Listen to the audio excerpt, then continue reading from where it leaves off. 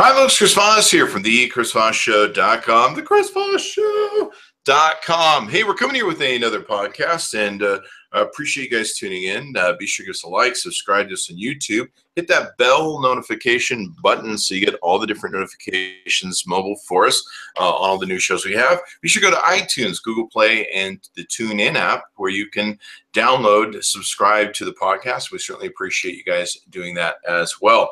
I got someone really cool today, a gentleman by the name of David Levich, I believe, if I pronounced his last name correctly. He is one of the founders of Sunstaches.com. It's a really cool company. We'll talk about what they do and how they do it. They've been on Shark Tank as well. Welcome to the show, David. Thank you for having me, Chris. Good, good. Did I pronounce your last name correct? David Levich. Good. Close enough. We're good.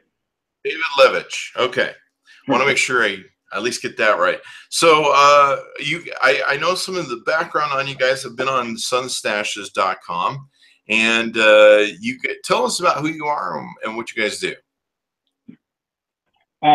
We basically have a fun novelty sunglass company, mostly licensed goods, you know, from Disney to Warner Brothers, DC Comics. They sell pretty much everywhere. They're fun glasses. You can wear them for any occasion. They're real sunglasses. You wear them. They have UV 400 protection, so they're really fun. Yeah, and they have like all sorts of different things that go over the glasses. So you wear the glasses, but you end up with like a little mask of like anything from looks like Santa Claus to Batman. Gives you a little Batman cap to what else is on here? Bert from Sesame Street, the Beast from Beauty and the Beast. And when people wear them, they look like they're wearing a mask, and the glasses, I guess, help hold it on when it comes down to it. Right, they're transformative eyewear. So you transform into whatever character, you know, whatever character you want to be. So that's the cool part. I want to transform myself into another character through sunglasses. You can exactly Jack Sparrow here. Lots of funny stuff. This is funny. The censored stashes. I should probably get this, where it's got a little censored sign over the mouth that hangs from the glasses. That's hilarious. I should get that for the show. So anyway, what made you guys come with this idea? What was the catalyst, and how did you get from there to here? We started off. I mean, we actually had a different company before this. Myself and my two partners. We had a company selling urban accessories, hip hop jewelry, things like that.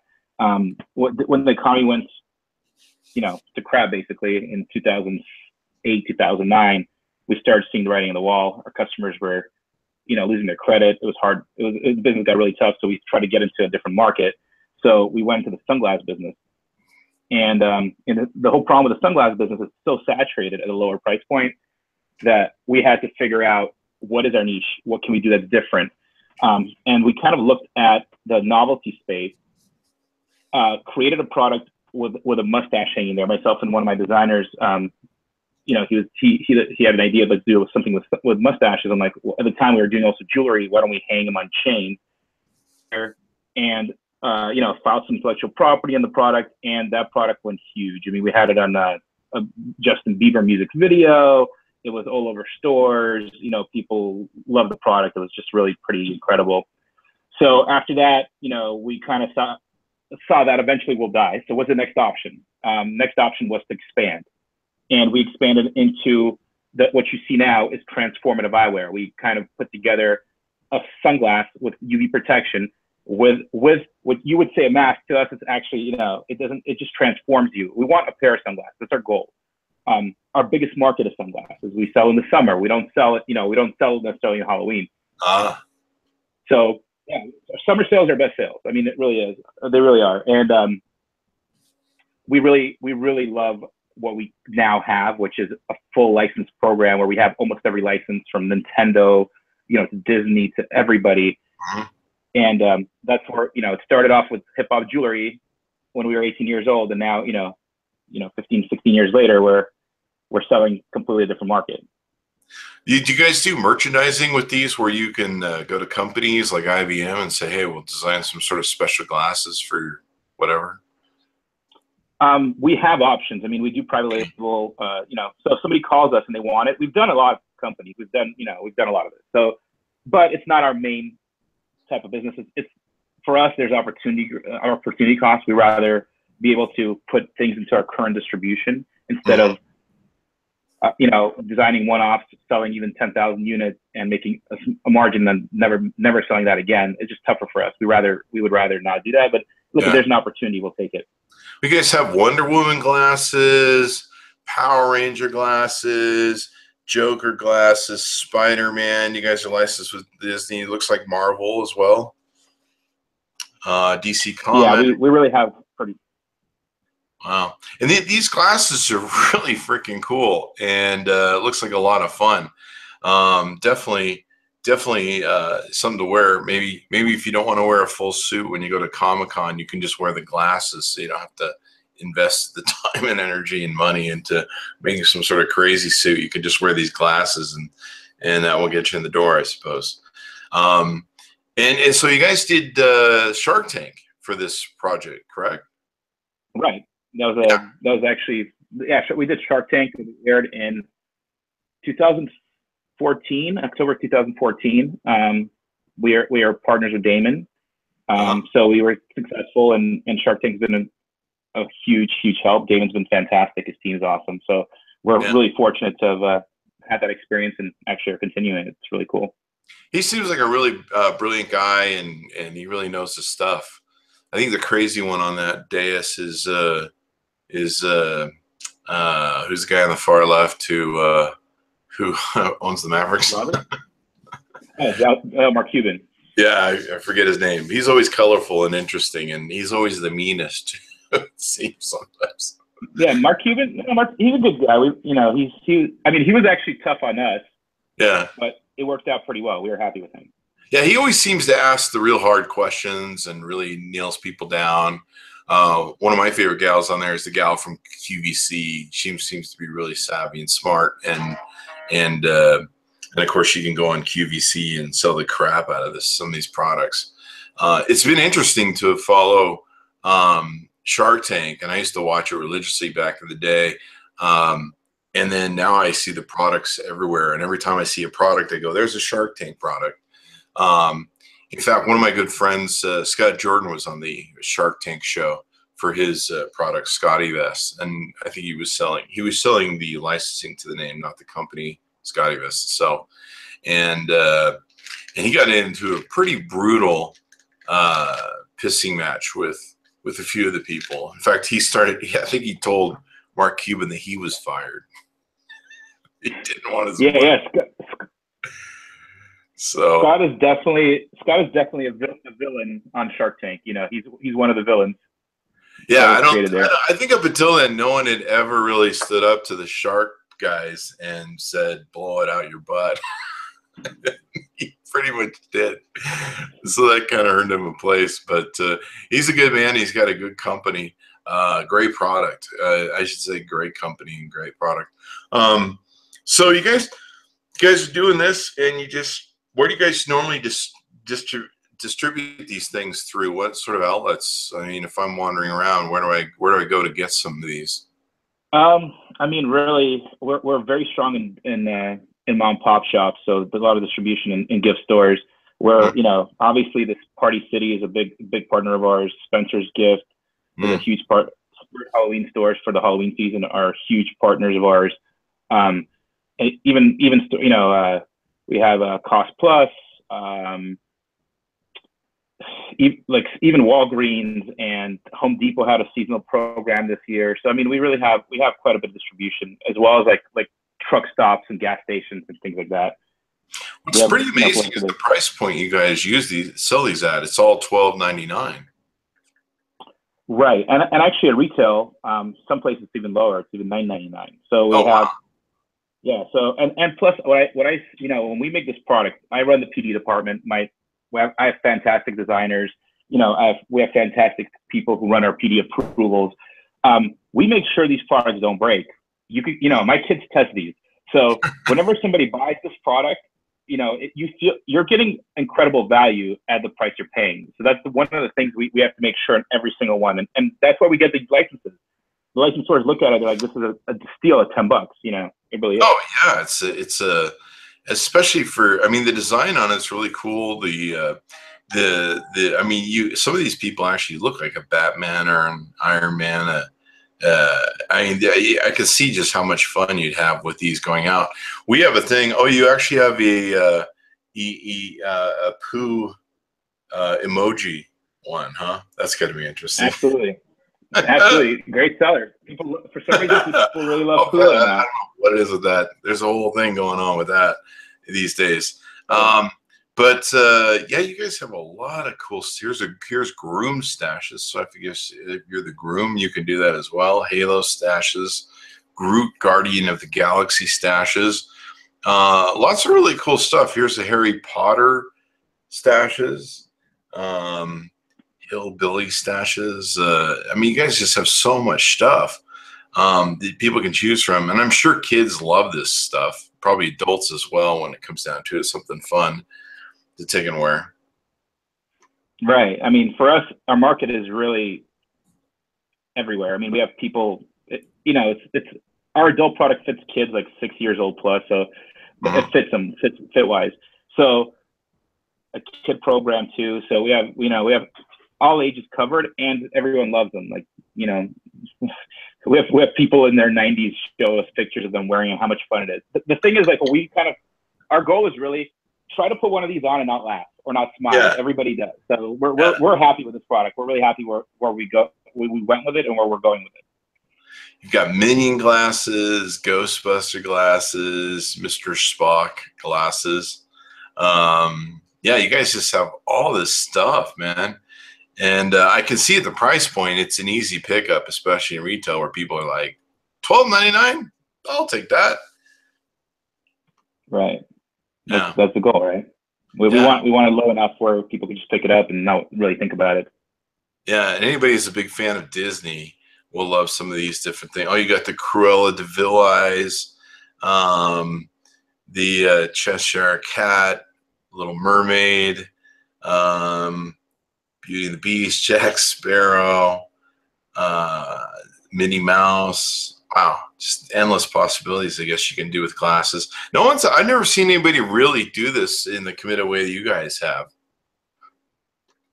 Right, and that's why we kind of, we basically created a concept, and we kind of own the market because, we kind of have trade dress in this, because if anybody else makes anything similar, it looks like ours. So, our goal is really just take over that market, and we don't make, our company doesn't make anything else. All we make is eyewear. So we don't make handbags, we don't make scarves, we don't make any of that stuff. All we do is this, and we concentrate on this. We have designers in house. We have, this is it. That's what we're known for. What a hell of a business! What a hell of a business! I would never have sat around. If somebody come to me and said, "We're going to attach something to the top of a set of sunglasses, sell it for $12.99," I would have been like, I don't know about that. But I guess that's why I'm not in it and you are. It's doing well. Right. And we kind of fell into it. That's the thing. I think a lot of businesses people don't plan on, they just fall into them from something else. We're in a tough situation. Business was soft in our other business, and we kind of had to take some risks, and so thankfully it worked out. Yeah, and this is a perfect example of the entrepreneurial spirit, not only in renewal, the phoenix rising from the sun and challenges and reinventing yourself and trying new things, but also the fact that you guys took, what would otherwise, it's an analogy of like, well, how can you make a paperclip more exciting and more interesting to people? And you guys took something as simple as a pair of sunglasses and said, let's make this fun. Let's make this interesting. Let's make this product someone will want to buy. And that's what you guys have really done well here. I appreciate that. And, even like basic things, like if you have kids, try to keep a pair of sunglasses on their faces, especially young kids, like 2-3 years old. See what happens. I mean, they don't want to wear sunglasses, but if they transform to Batman while wearing sunglasses, or Minnie Mouse or Mickey Mouse, it's a different animal, because they look in the mirror and they're like, wow, I'm that character. And then you got your kids wearing sunglasses. So to us, it's a big deal. We're protecting eyes, 2 eyes at a time. 2 eyes at a time and all that good stuff. So this is really cool. I really encourage people to go to Sunstaches.com and check out all the cool products they have. You can order them. Can they order these from Amazon, or are they just directly on your site? Yeah, they have Amazon. There's definitely listings on Amazon. You know, they're, again, at the retailers we mentioned, like Party City, Spencer, Spirit. And yeah, you could get them off our site as well. Yeah, these are a lot of fun. And they probably make a good Christmas gift since Christmas is coming up, because they're inexpensive and it looks like you care, but maybe you didn't. They're year round. Our products are in stores year round because you can wear them at any time. So they're cool. Awesome. Well, so what other things do you guys learn in working with Shark Tank? What other entrepreneurial sort of things that you guys learned that was important in your journey through this whole thing?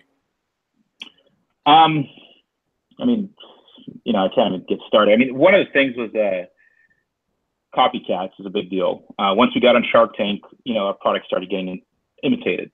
People tried to copy our products. So, and they made a worse quality product, put it in the market. People got confused that they were our products or buying them. We were getting calls with people telling us your product is breaking, or like, they're sending us back samples and these aren't ours, but they look like ours.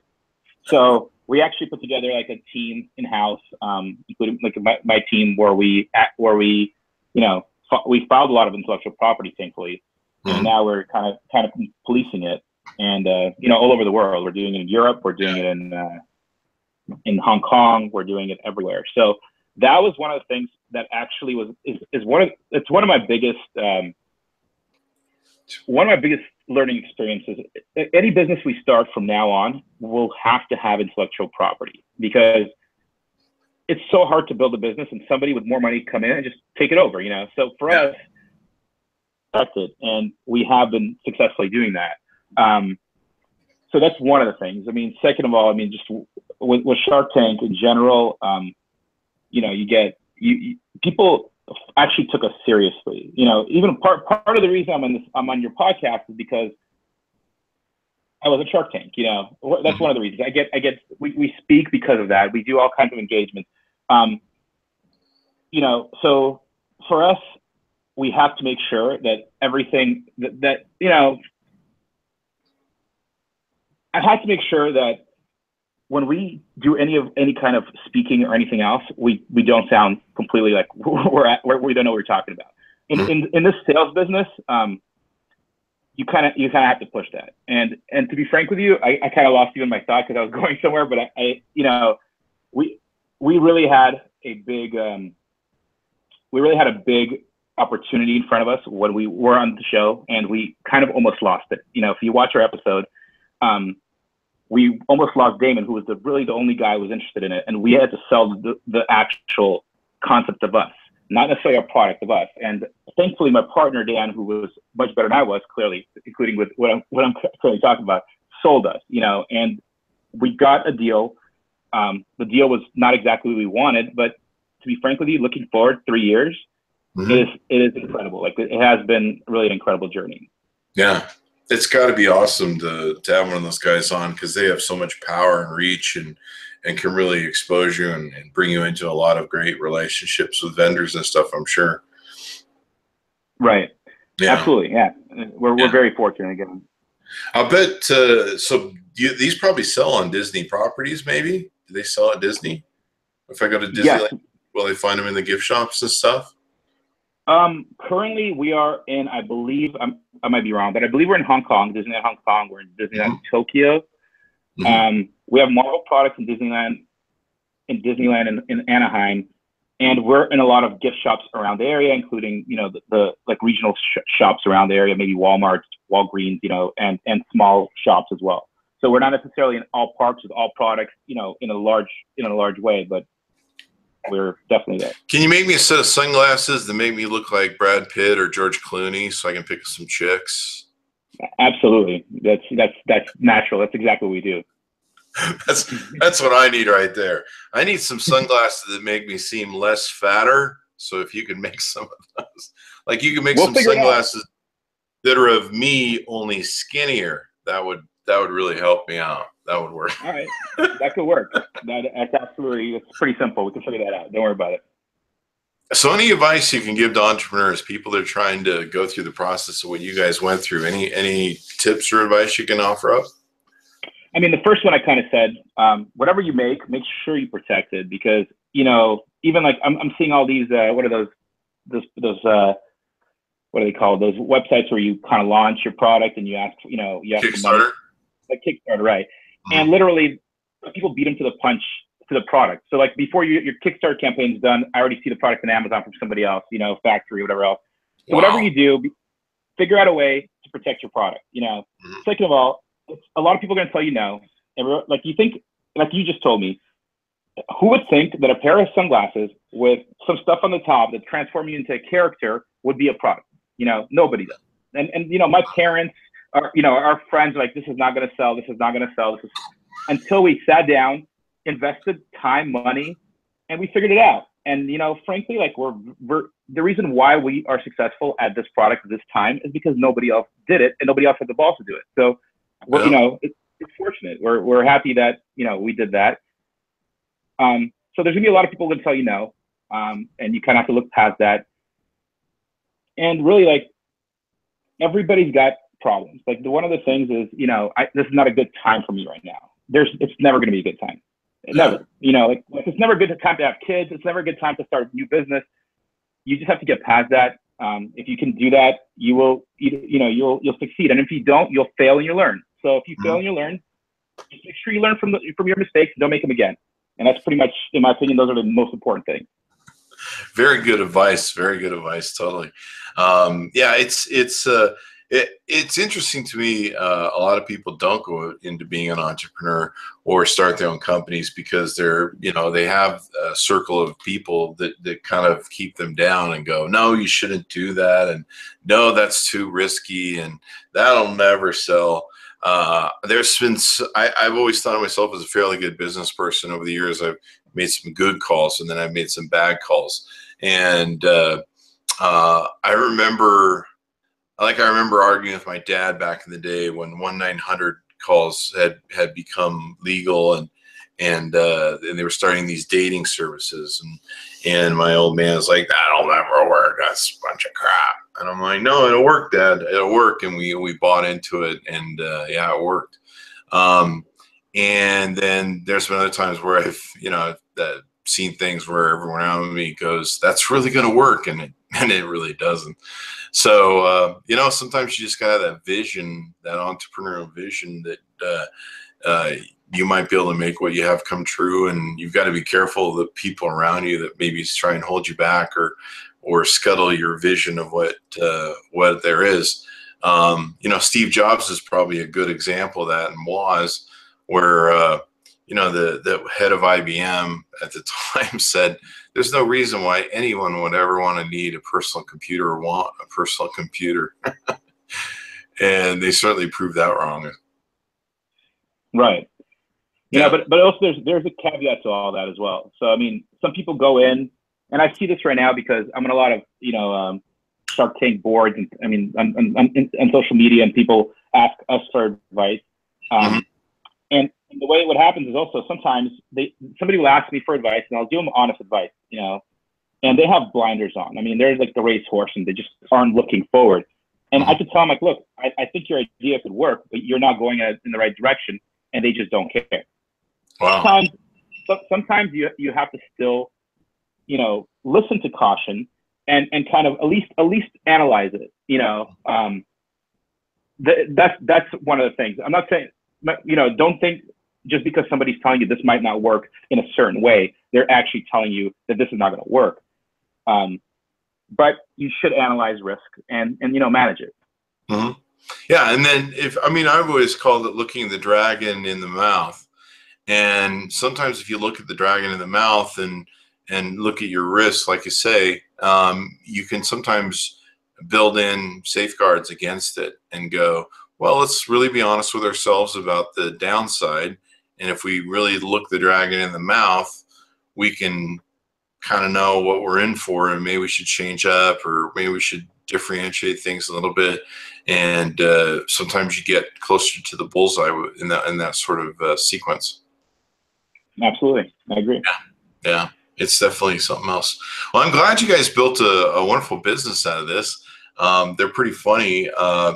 the different things that they have on and everything else. So I'd highly recommend people go check it out. You can go to sunstaches.com. That's sunstaches.com.